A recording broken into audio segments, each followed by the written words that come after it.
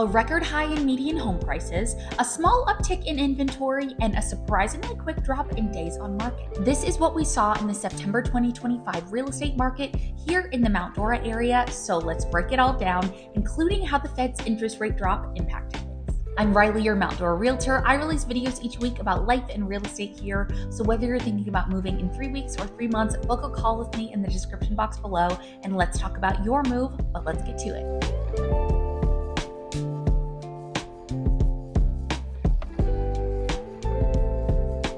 As always, the data I'm using today comes from within 1 mile of Mount Dora, Eustis, and Tavares. So this really reflects what's going on in our immediate area. So first, let's take a look at prices. The median sales price in September hit $403,200, which is the highest it's actually been all year.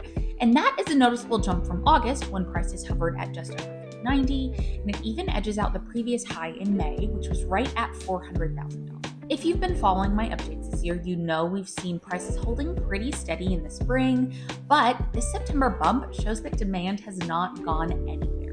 It's likely being driven by higher end homes closing, combined with those motivated relocation buyers who are trying to get settled before the holidays. Now, let's talk about inventory.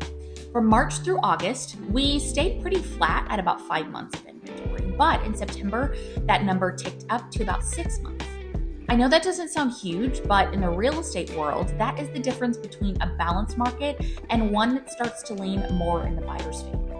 We've already known this to be the case, so again, not a huge shocker to me, but this continues to prove that sellers are no longer in full control, especially if their homes aren't priced correctly and they don't show well. But then we'll look at days on market, and this is where things get really interesting. In July and August, homes were sitting on the market for more than 70 days. That kind of slowdown made a lot of sellers nervous and had buyers feeling like they could wait a little while to move on a home, even if they really liked it. But in September, that number dropped sharply to just 58 days on market, which is what we saw back in January. That means homes are suddenly moving faster again. What changed? A lot of this comes back to the Federal Reserve's decision to cut.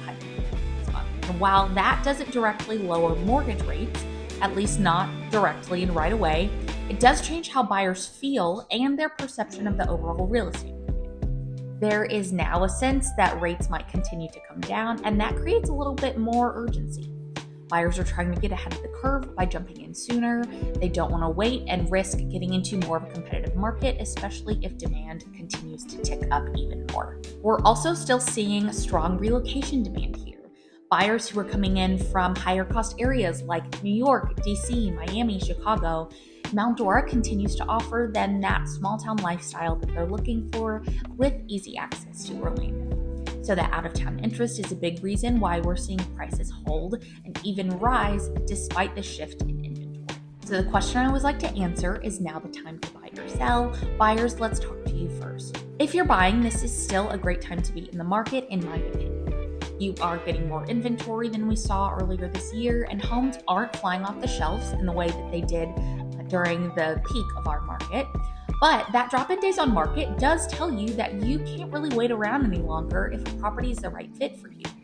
There's still strong competition for homes that are priced well and that are move-in ready, especially in those popular neighborhoods and walkable.